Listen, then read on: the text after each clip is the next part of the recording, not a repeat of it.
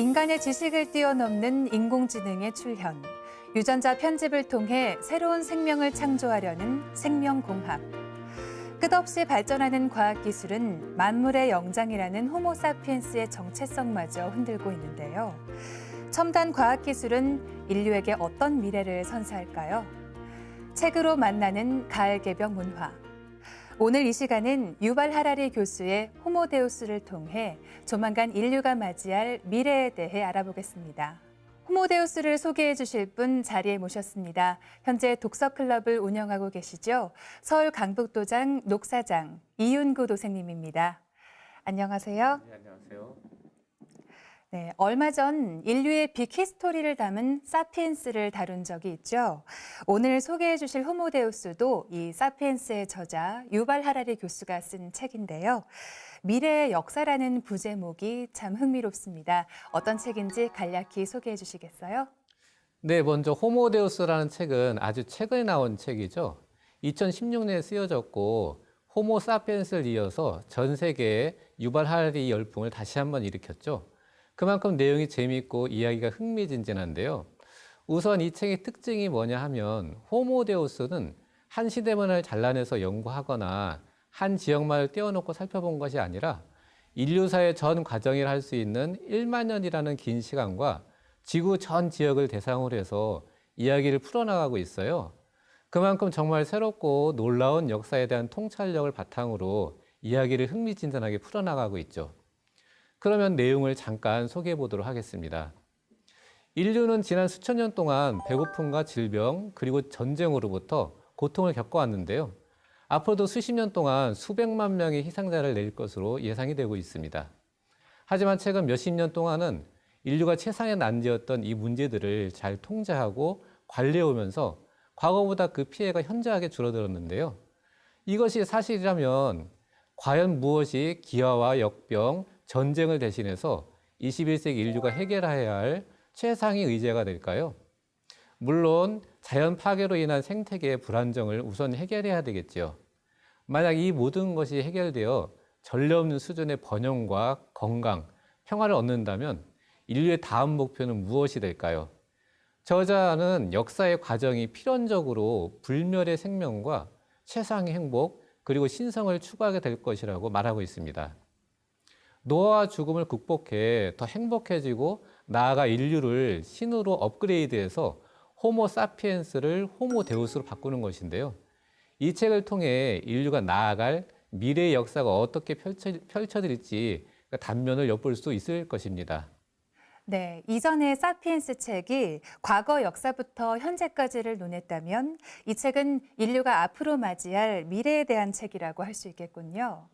이 인류의 미래를 살펴보기 전에 먼저 과거의 역사를 알아보는 것도 좋을 것 같은데요.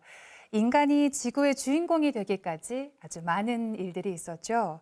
저자는 그 대표적인 사례를 애니미즘과 성경의 창세기에서 찾고 있는데 어떤 내용인가요? 네, 원시시대의 수렵 체제민들은 모든 대상에 영혼이 있고 영적인 능력이 있다고 믿었는데요. 이를 애니미즘이라고 하죠. 당시 사람들은 인간과 여타 동물들 사이에 차이가 있다고 생각하지 않았습니다. 이 때문에 이 세계는 동식물의 것이면서 동시에 인간의 것이기도 했죠. 그래서 모두가 공동의 규칙을 따라야 했는데요. 그러기 위해서 사람들은 동물, 나무, 돌뿐이 아니라 유정과 유령과 대화하며 끊임없이 협상해 왔던 것이죠. 그러나 지금 인간은 동식물을 동등한 존재가 아닌 열등한 존재로 생각하고 있는데요. 이렇게 인식이 전환되는 사건을 기록한 것이 구약성경이라고 합니다. 창세기를 보면 동물과 인간의 대화하는 장면이 나오지 않습니까? 바로 신이 금지한 선악과를 따먹으라고 뱀이 이브를 유혹해서 결국 아담과 이브가 에덴 동산에서 쫓겨나는 장면인데요. 이 장면은 농업혁명으로 인해 수렵 채집사회에서 농업사회로 전환되는 시대 상황을 드러낸 것으로 인간이 더 이상 뱀으로 상징되는 동물의 말을 믿지 말라는 뜻이 담겨져 있다고 합니다. 다시 말해서 애니미즘을 믿는 사람들은 인간도 동물일 뿐이라고 생각한 반면에 성경에 나타난 인간은 동물성을 부정하고 스스로가 신의 특별한 창조물로 인식해 나가기 시작한 것인데요. 지금은 여기서 더 나아가 스스로를 지구 생태계의 독보적인 존재로 인식하고 있을 뿐만 아니라 더 이상 신을 믿지 않는 지경에까지 이른 것을 볼 수 있습니다. 네, 말씀하신 대로 인간은 스스로 만물의 영장이라고 하면서 다른 동물이나 식물들과는 다른 존재로 여기고 있는데요. 그런데 이런 생각이 생겨난 배경에 종교의 역할이 컸다고 하던데 어떤 역할을 한 건가요? 앞서 수렵채집 사회에서 농업 사회로 바뀌면서 인간이 자연을 바라보는 인식에 커다란 변화가 일어났다는 것을 말씀드렸는데요. 육류업계나 낙농업계를 예로 들면 동물을 가두어 동물들의 자유를 제약하고 더 많은 우유를 얻기 위해 아기수를 어미수에게서 떼어놓아야 하죠. 생산력을 더 높이기 위해 가축을 착취하고 마음대로 조종하는 것인데요. 함께 대화를 나누던 동물을 착취하는 것을 정당화하기 위해 인간은 그 방법을 찾을 수밖에 없었겠죠. 저자는 그 역할을 농업혁명 직후 우후죽순 생겨난 종교가 했다는 것인데요. 종교가 인간이 우월하다는 사실과 더불어 인간에게는 다른 동물들을 통제하고 이용할 자격이 있다고 주장했다는 것이죠. 이뿐만이 아닙니다. 저자는 종교에서 믿는 신도 가축과 인간의 관계를 정당화하기 위해 생겨난 것이라고 주장하고 있는데요. 농업사회에서 신의 역할은 인간이 동물에 비해 특별한 점이 무엇이고 왜 인간이 다른 유기체를 지배하고 이용하는지 설명하는 것이란 겁니다. 그리스도교에서 인간이 나머지 창조물을 위해 군림하는 것은 창조주가 인간에게 그 권한을 맡겼기 때문이라고 주장하는 것이 그 일례라고 합니다. 그리고 신들의 또 다른 역할은 인간과 생태계 사이를 중재하는 것인데요. 애니미즘 세계에서는 인간과 자연이 직접 소통했지만 유신론적 세계에서는 신이 등장해서 농작물을 보호하고 수확량을 늘려주는 역할을 하고 그 대가로 인간이 신을 숭배하게 됐다는 것입니다. 그러니까 농업 사회의 필요에 의해 종교가 탄생하고 신을 숭배하게 됐다는 것이군요. 이 저자는 사피엔스에서도 종교와 신이 인간의 필요에 의해 만들어진 상상이라고 주장했는데요. 이 책에서도 그런 인식은 여전한 것 같습니다. 네, 그렇습니다. 그래서 저는 종교를 어떻게 봐야 할지 증산도의 질책을 인용해서 말씀드리고 싶은데요. 사람은 누구나 인생이라는 낯선 길을 가면서 본능적으로 이 세계의 신비와 자신의 운명, 그리고 삶과 죽음이라는 풀기 어려운 의문을 품고 끊임없이 고뇌하며 살아가고 있는데요. 바로 이러한 인생의 근본 문제의 해답을 열어주는 것이 종교입니다. 저자의 말처럼 종교가 단순히 농업사회에서 필요에 의해 만들어진 것이 아니라는 것이죠. 그럼 지금까지 기성종교가 전한 모든 가르침의 핵심은 무엇일까요? 그것은 인생의 근본을 깨닫고 스스로 새로워지라는 것이죠. 진리의 깨달음으로써 영혼은 생명의 빛을 찾아 변화하고 육신은 성결하게 되어 마침내 영원한 우주 생명의 근원 자리로 되돌아갈 수 있는데요. 이것이 인간이 구원받는 영원한 생명의 길입니다. 지금까지 기성 종교도 불멸과 생명의 조화 세계로 되돌아갈 것을 강조해 왔던 것이고요. 그런 면에서 이 책에 조금 아쉬운 부분이 있는 것 같습니다. 네, 본래 종교가 필요에 의한 산물이 아닌 우주와 인생의 신비를 풀기 위해 등장했다는 것이군요. 신이 어떤 존재인지도 다시 한번 설명해 주시면 좋을 것 같습니다. 네, 저자처럼 많은 분들이 신은 실제하는 것이 아니라 인류가 만든 상상의 산물이라고 생각하는 분들이 많이 있는데요. 이는 사람들이 신의 세계를 직접 체험하지 못했기 때문이라고 생각합니다. 인류의 태고 시대를 연구한 사람들에게 의하면은 그 시대의 인간은 대자연의 신성을 두 눈으로 보고 두 귀로 들으면서 신들과 직접 교감을 했다고 합니다.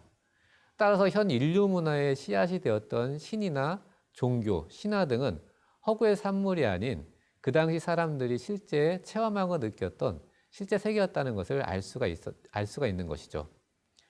상제님께서는 천지간에 가득 찬 것이 신이니 신이 없는 곳이 없고 신이 하지 않는 일이 없느니라고 말씀을 해주셨습니다. 이 말씀에서 우주 만유가 곧 신의 화연으로 우주와 만유 생명이 변화하는 모든 과정에 신이 개입한다는 것을 알 수 있는데요. 이는 신이 없이는 사람도 또한 존재할 수 없다는 말씀이죠. 인간이란 존재도 육신의 옷을 입고 상제님의 창조 이상을 구현시켜 나가는 지상의 신이기 때문입니다. 물론 여기서 말하는 신은 기독교의 창조주를 말하는 것은 아니죠. 천지 자연 속의 내재해서 인간과 교감하는 자연신, 그리고 인간의 형상을 하고 사물을 주재하는 인격신을 말하는 것이죠. 이 책에서 저자도 말했듯이 고대 수렵 채집인은 애니미즘을 신앙하며 동식물과 직접 소통을 하고 있었는데요. 그러나 인류 문명의 발달로 인간은 영성이 막히고 거대한 암흑 속에 갇히게 되고 말았습니다. 그 후 인간이 성령을 받아 내렸던 신성시대가 있었다는 사실조차 망각하고 끝내 이를 부정하게 이른 것이죠. 그런데 지금은 온천하 가을 운수의 시작으로 들어서고 있느니라고 하신 상대님의 말씀처럼 인류는 지금 만물이 뿌리를 찾아 근본으로 돌아가는 우주의 가을철을 맞이하고 있습니다. 동서양이 다시 성령을 받아내려 천지 자연과 하나 되는 신성시대로 돌아가고 있는 것인데요. 이 때문에 지금 인류는 인간 본연의 영성을 여는 것이 무엇보다도 중요하겠죠. 인류가 닫힌 영성을 열 수 있는 법방이 바로 상대님께서 내려주신 천지조와 태울조입니다. 네, 말씀을 들으면서 신관을 다시 정립할 필요가 있다는 생각이 듭니다. 그럼 다음으로 농업혁명에 이어 인류사에 큰 영향을 끼친 과학혁명에 대해 알아봤으면 하는데요. 과학혁명을 통해 인류에겐 농업혁명보다 더 거대한 변혁이 일어나게 되죠. 네, 그렇습니다. 앞서 알아봤듯이 저자는 인류가 농업혁명으로 동식물에게 재갈을 물리고 애니미즘을 유일신 종교로 대체하면서 인간과 종교적인 신의 대화로 바꾸었다고 설명하고 있습니다. 하지만 근대 과학과 산업이 등장하면서 인간과 동물의 관계에 두 번째 혁명이 일어났는데요. 그것이 바로 인간이 신을 침묵시킨 과학혁명이라는 것입니다. 자연은 더 이상 신에 의해 운영되는 곳이 아니라 자연 법칙에 의해 운영되는 곳으로 인식되게 됩니다. 또한 그 법칙들을 해독하는 것은 신의 계시가 아니라 오로지 인간의 몫이 된 것이죠. 그런데 저자는 농업혁명이 유신론적 종교를 탄생시킨 반면에 과학혁명은 신을 인간으로 대체한 인본주의 종교를 탄생시켰다고 말하고 있습니다. 자유주의, 공산주의, 나치즘 같은 인본주의 종교들의 창립 이념은 호모 사피엔스가 특별하고 신성한 본질을 지니고 있으며 우주의 모든 의미와 권위가 호모 사피엔스에서 나온다는 것인데요. 이에 따르면 세상에서 일어나고 있는 모든 일은 호모 사피엔스에게 미치는 영향에 따라 선이 되기도 하고 악이 되기도 하는 것이죠. 또한 과학혁명으로 인해 인류는 우주를 더 잘 알게 되고 더 막강한 힘을 가지고 기술 낙원을 향해 나아가고 있는데요. 이는 우리가 충분한 지식을 갖추기만 하면 이곳 지상에 천국을 건설할 수 있다는 것을 암시하는 것이라고 합니다. 생명공학과 나노기술 등 과학의 열매들이 무르익으면서 호모 사피엔스는 신과 같은 힘을 얻게 되는 것인데요. 어떤 면에서 과학자들이 지금 하고 있는 일들이 사실은 인간을 업그레이드 시켜서 신으로 만들기 위해서라는 것인데요. 다시 말씀드려서 농업혁명으로 신에게서 권한을 부여받은 인간이 동물을 지배했다면 과학혁명으로 인간은 이제 신을 넘어서서 스스로 신이 되려 한다는 것입니다. 네, 실제 유전자 가위를 이용한 유전자 편집, 또 인공지능과 로봇의 발전 등을 통한 인간 능력의 증강이 이루어지고 있어서 이 저자의 말에도 일리가 있다는 생각이 드는데요. 그런데 저자는 인본주의 탄생에 기여한 과학혁명으로 인해 결국 인간의 존엄성이 파괴되었다고 역설하고 있는데요. 어떤 내용인지 설명해 주시겠습니까? 네, 그것은 인간 영혼의 유무에 대한 논쟁에서 기인하는데요. 전통적인 일신교에서는 오직 인간만이 불멸의 영혼을 가지고 있다고 주장하고 있습니다. 즉 인간은 불멸의 영혼을 지닌 반면에 동물들은 그저 덧없는 육신만 있다는 것인데요. 이런 믿음을 통해 인류는 법과 정치, 종교제도를 수립하고 문명을 발전시켜 온 것이죠. 그런데 과학혁명으로 다윈의 진화론이 나오면서 이러한 믿음에 금이 가리기 시작했는데요. 왜냐하면 진화론은 그동안 서양에서 믿어왔던 인간 개개인의 진정한 자아가 분리되지 않고 변하지 않고 영원히 지속된다는 개념을 거부하기 때문입니다. 잘 아시다시피 진화론에 따르면 코끼리와 떡갈나무에서 세포와 유전자 분자에 이르기까지 모든 생물학적 실체들은 끊임없이 결합하고 분리되는 작은 부분들로 이루어져 있다고 하죠. 영혼까지 말이죠. 그런데 서양의 신관에 따르면 영혼은 분리되지 않고 변하지 않고 영원히 지속되는 불멸의 존재이기 때문에 진화의 산물이 결코 될 수 없는 것이거든요. 다시 말해서 진화는 영원히 지속되는 실체를 생산하지 못하기 때문에 진화론의 입장에서는 서양에서 믿어왔던 영혼은 결코 존재할 수 없는 상상의 산물이 될 수밖에 없는 것이죠. 이 때문에 결국 과학의 발달은 인간 영혼과 신성을 부정하게 이르렀고 인간의 존엄성을 파괴하게 됐다는 것입니다. 네, 이 진화론이 영혼의 존재를 부정한다고 하셨는데요. 진화론의 영향을 받은 현대 과학은 인간의 자유의지도 부정하고 있습니다. 이에 대해 말씀해 주시겠어요? 네, 그렇습니다. 인간에게 자유의지가 있다는 것은 모든 사람들이 믿어 의심치 않는 사실인데요. 그러나 이런 사실은 존 로크, 장자크 루소, 토머스 제퍼슨 시대에는 타당한 말처럼 들렸겠지만 이 생명과학의 최신 연구 결과들과는 잘 맞지 않는다고 합니다. 자유의지와 현대과학 사이의 모순은 많은 사람들이 현미경과 기능 자기 공명 영상을 볼 때 못 본 척하고 싶어하는 실험실의 코끼리와 같은 것인데요. 18세기에 호모사피엔스는 신비한 블랙박스였고 그 내면의 작동 기제를 이해하는 것은 우리 능력 밖의 일이었죠. 따라서 왜 한 남자가 범죄를 저질렀을까 하는 물음에 학자들이 납득할 수 있는 대답은 그의 선택이었다. 그는 자신의 자유의지로 범죄를 선택했고 따라서 그에 대한 책임은 온전히 그에게 있다라는 것이었습니다. 그런데 지난 세기의 과학자들은 사피엔스의 블랙박스를 열어서 그 안에 영혼과 자유의지, 자아 같은 것이 없다는 사실을 알아냈어요. 그 안에 있는 것은 다른 모든 실제들과 똑같은 물리적, 화학적 법칙이 지배를 받는 유전자와 호르몬, 뉴런뿐이라는 것이었죠. 그래서 유전학자들과 뇌과학자들은 왜 한 남자가 범죄를 저질렀을까 하는 질문에 그의 선택이었다라는 대답보다는 그가 그렇게 한 것은 뇌에서 일어나는 이런저런 전기화학적 과정 때문이었다. 그런 과정을 만드는 것은 특정한 유전자 구성이다. 그리고 그런 유전자 구성은 우연한 돌연변이와 오래된 진화적 압력의 합작이다라고 얘기를 하고 있습니다. 네, 제가 생각하기에는 진화론에서 이 영혼과 자유의지를 부정하게 된 이유가 서양에서 믿는 영혼 불멸설 때문이 아닌가 하는데요. 이에 대해서 어떻게 생각하시나요? 네, 그렇게 볼 수도 있겠네요. 서양에서는 오랜 옛날부터 영혼은 불멸하는 존재라고 인식해 왔었는데요. 영혼 불멸설을 최초로 체계한 사람은 플라톤이라고 합니다. 플라톤은 육체와 영혼을 각각 감각의 세계와 영혼의 세계에 속한다고 보고 영혼의 불멸을 주장했는데요. 이런 영향으로 1세기를 전후한 당시 지중해 지역에서는 영혼과 육체의 이원론의 바탕을 둔 영혼 불멸설을 강범위하고 믿고 있었다고 하네요. 바울이 이에 영향을 받아서 기독교의 영혼 불멸설을 확립하게 되었죠. 그에 따르면 죽음 이후에 계속될 영원한 삶은 육체의 부활과는 무관하며 오직 그리스도와 불가분리의 관계에 있는 영혼을 통해서만 얻을 수 있다는 것입니다. 이것이 서양에서 믿고 있는 영혼에 대한 생각인데요. 하지만 하라리 교수의 주장처럼 영혼이 분리되지 않고 변하지 않고 영원히 지속되는 불멸의 존재라고 하면 진화론과 대립할 수밖에 없겠죠. 그럼 영혼은 서양 사람들이 믿고 있는 것처럼 불멸하는 것일까요?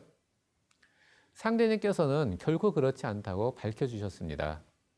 일반적으로 죽음이라고 하면 우리는 당연히 육신의 죽음만을 생각하는데요.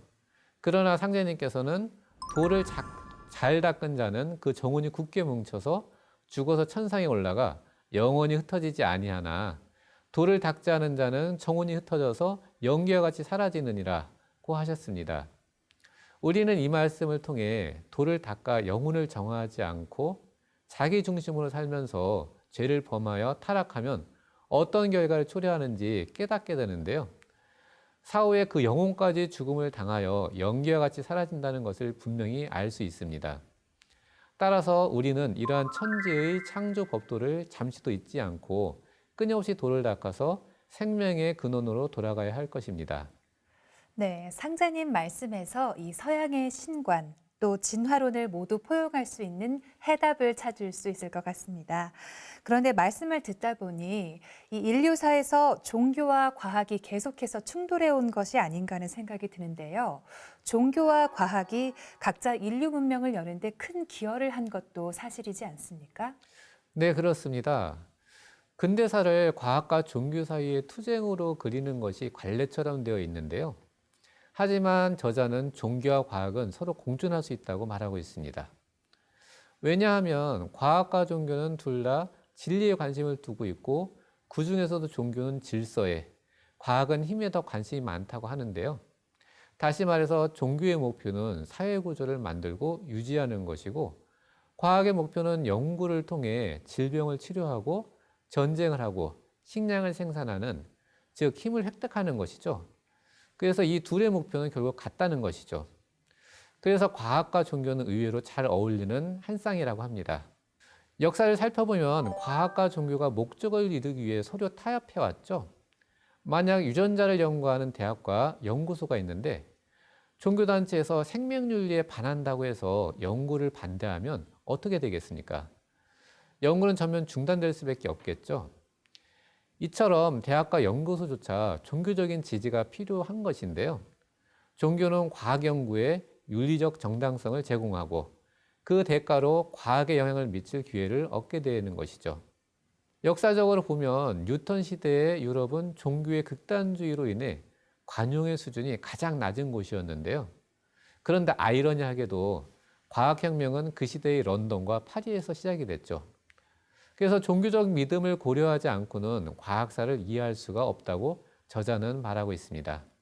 네, 종교와 과학에 대해 새로운 안목을 제시하고 있다는 생각이 들긴 하는데요. 하지만 이 종교와 과학에 대해 좀 더 근본적인 설명이 필요할 것 같습니다. 네, 저자의 견해는 사실 종교와 과학의 관계를 피상적으로 바라봤다고 할 수 있는데요. 그런데 문제는 이런 견해가 학자들의 일반적인 견해라는데 문제가 있습니다. 종교와 과학의 관계에 대해서 증산도의 진리 책에 있는 내용을 인용해서 말씀을 드리고 싶은데요. 조화주 하나님께서는 이 세상에 인간을 내실 때 두 가지 신비를 깨치라는 명을 주셨는데요. 그 하나는 인간 자신에 대한 신비를 푸는 일이고 다른 하나는 인간 삶의 무대이자 생명 활동의 바탕인 하늘과 땅, 대자연의 신비를 규명하는 것이죠. 그래서 인간은 나는 누구이며 우주는 어떻게 존재하는가라는 궁극의 수수께끼를 풀기 위해 인간의 신성과 자연현상의 신비, 즉 정신과 물질의 신비를 파헤치며 분투하고 있는 것인데요. 이런 정신과 물질의 신비를 밝히는 것이 바로 종교와 과학입니다. 그리고 종교와 과학을 하나로 조화시켜 통일된 우주 원리를 제시하는 것이 동양의 역철학이죠. 역철학에 대해서는 증산도의 진리책을 통해 더 자세히 알아보시기를 바랍니다. 네, 이윤구 도생님을 모시고 인간이 지구의 중심에 서게 된 역사적 과정을 유발 하라리 교수의 호모데우스를 통해 알아보았습니다. 그동안 미처 몰랐던 인류사에 대해 새로운 발견이었습니다. 그럼 1부는 여기에서 마치고 다음 시간에 마저 이어가겠습니다. 이윤구 도생님 감사합니다. 감사합니다.